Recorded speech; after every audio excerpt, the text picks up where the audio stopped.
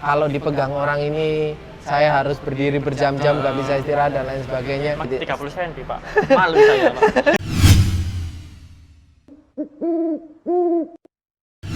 Halo gengs, kembali lagi di channel OJA Surabaya. Nah, di segmen yang sebelumnya kita sudah membahas tentang standar equipment dan pasar. Yang ketiga ini rangkuman dari pertanyaan para teman-teman tentang perawatan. Nah, kalau sudah perawatan ini kan pikiran saya ini, kita ini menjadi seorang perawat. Iya, kita harus merawat pasien. Benar. Seperti itu Pak ya.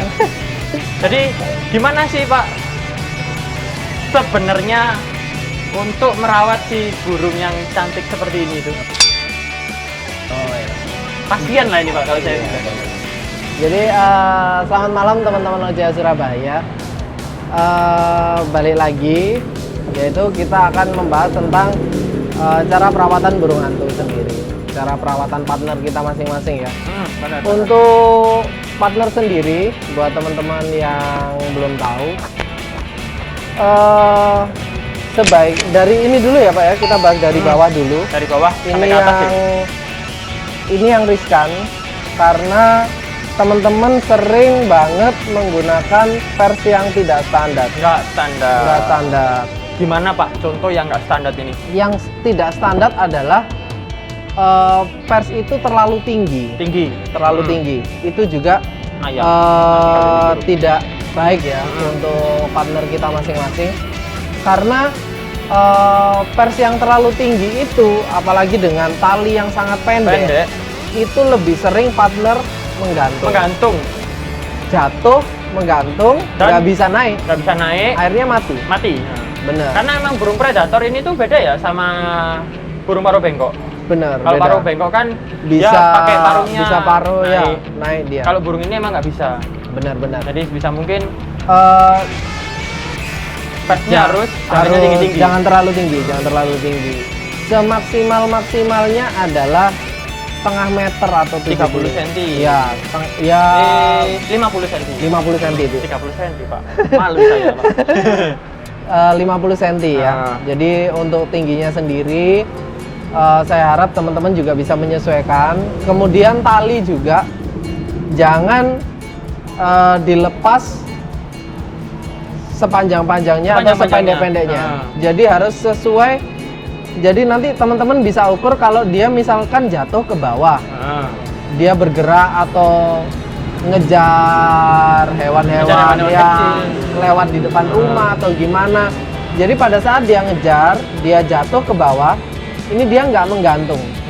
Itu nanti teman-teman bisa kira-kira sendiri lah ya. Iya benar-benar. Kemudian itu dari pers ya. Kemudian ini. Nah ini tadi sebenarnya masuk ke standar ya? Iya, standar equipment penunjang. Jadi bahan dari pijakannya sendiri kalau boleh teman-teman adalah menggunakan rumput sintetis semacam ini. Tapi jika tidak ada, saya menyarankan teman-teman menggunakan karet ban bekas. Karet ban bekas itu bagus juga. Jadi kadang ada Pak yang dikasih tali pramuka. Itu bener ya. Kalau tali pramuka itu saya kurang menyarankan ya, buat teman-teman sahabat OJA Surabaya ya. Oke sahabat. Karena tali pramuka itu, dia itu kan bentuknya semacam ini Pak, kalau kita lilitkan ya. Jadi itu benda-benda semacam sisa-sisa makanan, tulang, apa segala macam. Ini tuh bisa nyelip. Nyelip kemudian melukai kakinya. Akhirnya timbullah seperti penyakit bumblefoot. Oh, seperti itu. Ada. Jadi bumblefoot itu karena luka dia, kemudian didiemin, itu benda tajam biasanya. Terus bengkak. Namanya bumblefoot, artinya kakinya membesar seperti balon. Lah ya. Jadi semacam itulah akan menimbulkan masalah yang lain.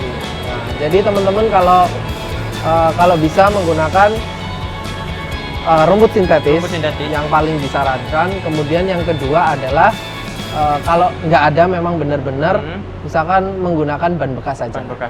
ban dalam ya, Ban jangan dalam. bukan ban luar. Terus ada ya Pak ya, yang memang standarnya Ya, kayu, benar. That's right.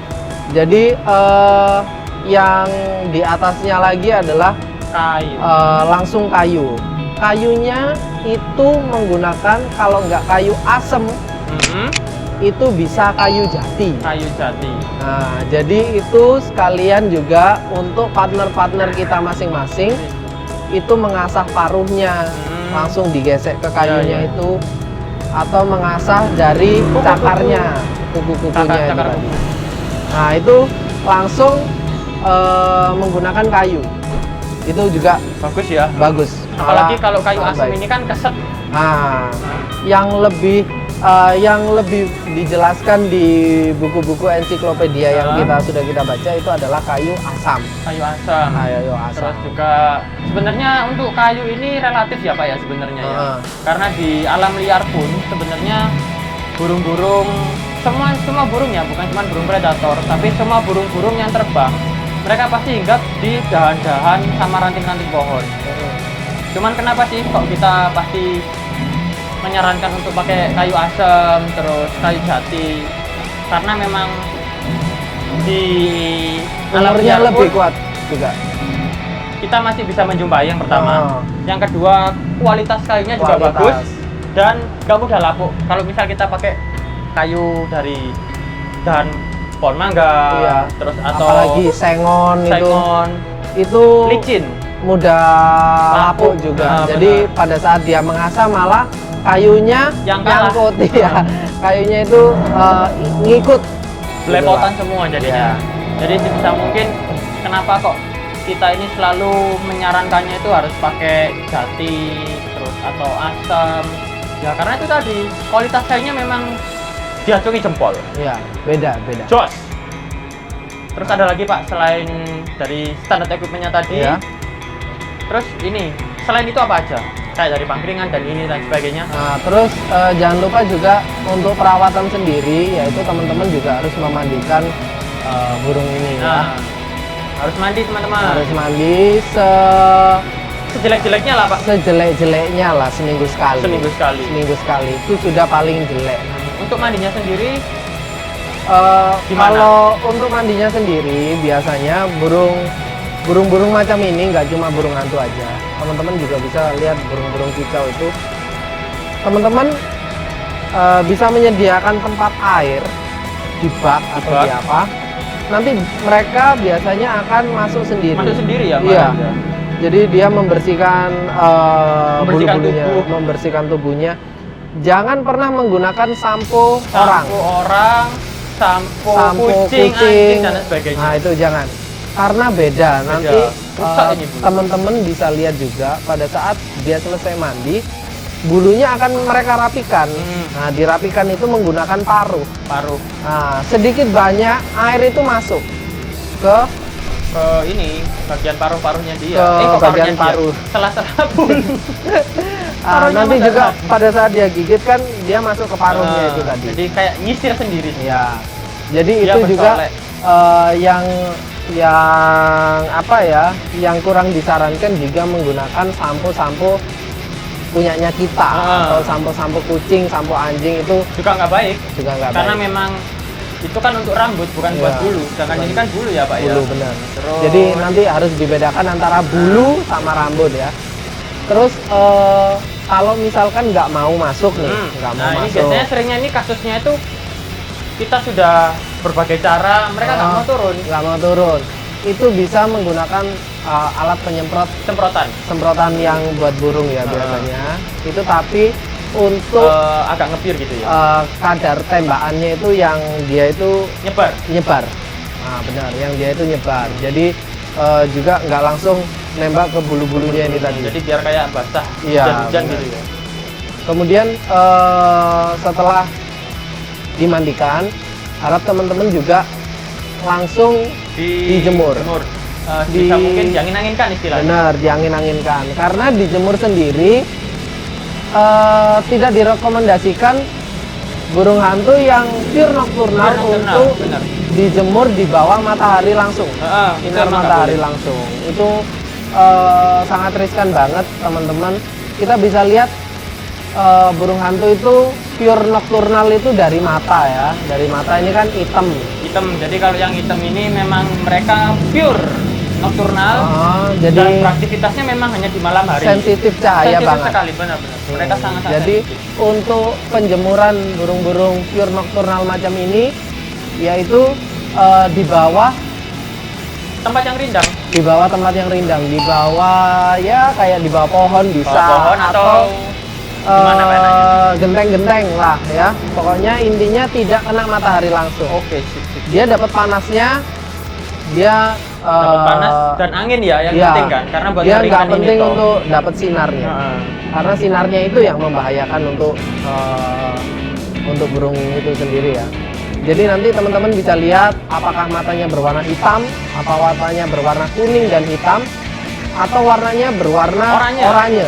Ada 3 ya. Ada 3 burung hantu. Nocturnal, diurnal, Dan crepuscular. crepuscular. Nah itu yang jadi teman-teman harus mengetahui jenis yang mana burung hantu yang teman-teman saat ini miliki. Ya. Itu harus punya. Nah, kalau pengen tahu, kalian bisa scroll nih di bawah Instagramnya Oja itu ada 3 jenis mata. Jadi nanti kan Oh, sambil sudah ada ya, Sudah dia? ada. Oh, gitu. Ada 3 jenis mata. Jadi teman-teman juga bisa lihat di Instagramnya Oja Surabaya ya. Benar. Jadi di situ ada macam-macam mata burung hantu. Nanti teman-teman bisa lihat di situ.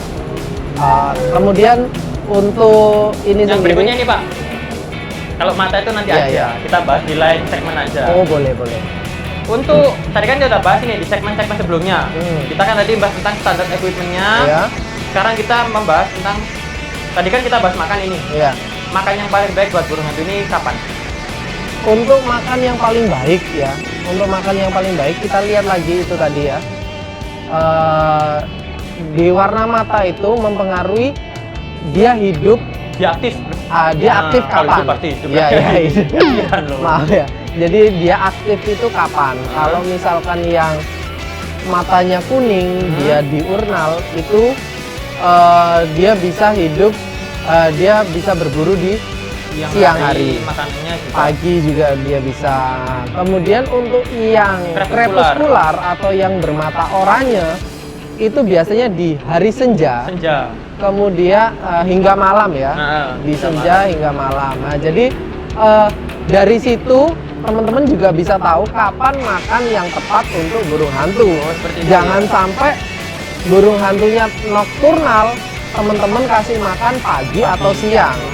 Nah, itu yang mungkin memang nggak boleh. Ya, mungkin salah lah. Ya. Disesuaikan sama ketika dia aktif gitu ya. Benar-benar. Cuman Jadi, memang sih pada kebanyakan ini burung hantu itu aktifnya di malam hari. benar. Kebanyakan kita kasih jam makannya memang menyesuaikan dengan malam.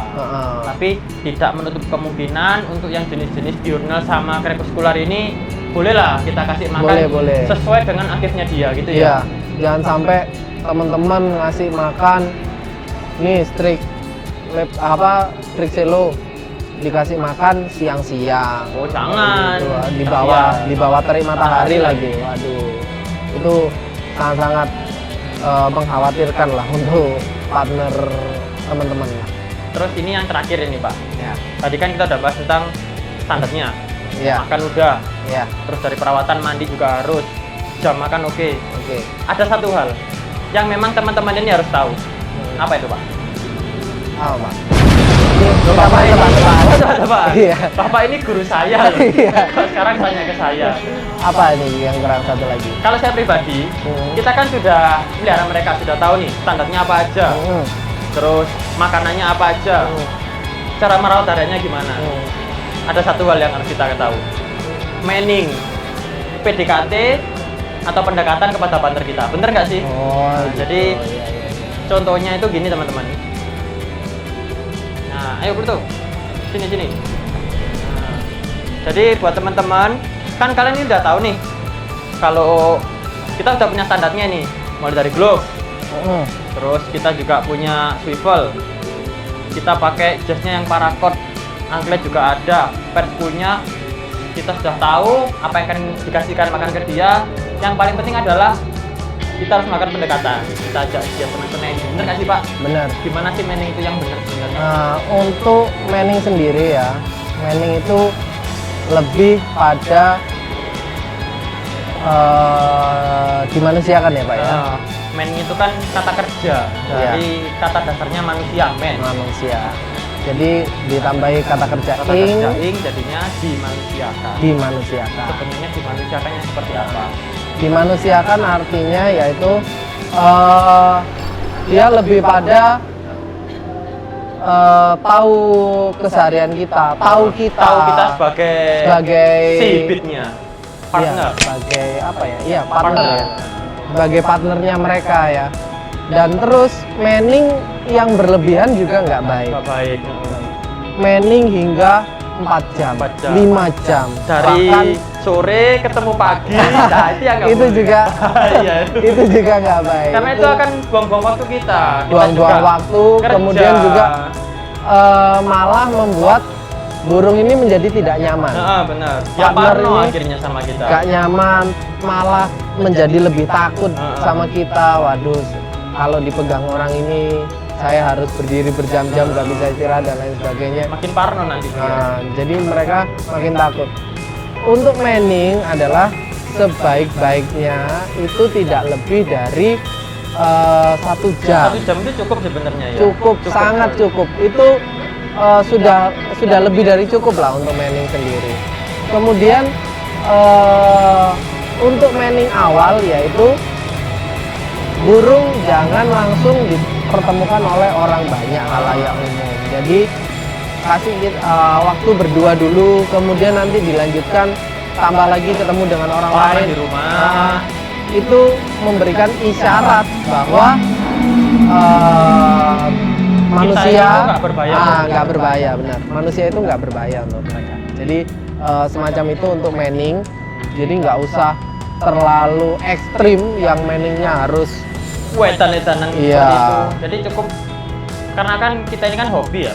Karena kan bukan pekerjaan. Kalau saya pribadi sih Pak ya, seperti yang sudah Bapak ajarkan ke saya selama ini, cukup 1 jam saja itu Iya. benar, jangan lama-lama. Karena kita juga punya aktivitas yang lain. Benar. Memang sih kita pelihara ini tuh memang benar-benar menguras banyak waktu. Sebenarnya juga nggak menguras waktu selama kita ini bisa fleksibel. benar. Misal kalau kita bekerja di pagi hari, kita malam masih bisa Pokoknya sebisa hobimu jangan mengganggu aktivitasmu. That's right. Iya. I like you. I like your cocok. Jadi seperti itu. Iya, Jangan iya. sampai kalian terganggu karena kalian punya ini, kalian nggak bisa nongkrong sama teman Iya. atau yang sedang Dan berumah jangan tangga. sampai kegiatan kita Yang lain. juga mengganggu aktivitasnya burung hantu juga. Bisa mungkin kita harus fleksibel jadi Iya, orang. harus balance lah. Kalau bekerja pagi ya malam kita sempetin ya 1 jam kan cukup sambil nongkrong, ngopi, terus ditaruh lagi. Iya benar. Atau yang mungkin bekerja shift pagi bisa bersihkan tempatnya dia tidur, nanti Iya. pulang kerja kan tinggal kasih makan bisa. Atau nanti Itu waktu kita juga libur weekend kan bisa Pak ya. apa dari omongannya Bapak tadi juga yang penting juga untuk kebersihan dari tempatnya Nah, juga. itu harus Saya itu. lupa itu tadi. Kalian harus perhatikan tempatnya bersih, jangan sampai kotor banget. Ya itu Itu akan sumber penyakit, akan menimbulkan penyakit yang baru lagi. penyakit yang baru lagi. Akan Banyak. menimbulkan Kalau banyak penyakit lah. penyakitnya ini, oh yes. Ya, nanti untuk teman-teman sekalian yang ingin tahu banyak, mungkin ada yang kurang dari apa yang kita bicarakan mungkin ya Pak ya. Nanti bisa komen di bawah. Bisa komen di bawah juga.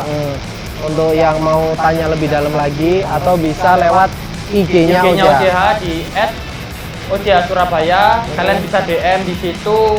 Mungkin kalian yang ada di area Surabaya sini pengen nongkrong sama OJH, bisa telepon ke kontak personnya yang ada di DM sana. Dan nanti mimin adminnya sangat banyak dan adminnya nih, wih, keren-keren, ganteng-ganteng loh. Sombong amat. Serius, nanti kalian bakal Tapi pasti dibales ya.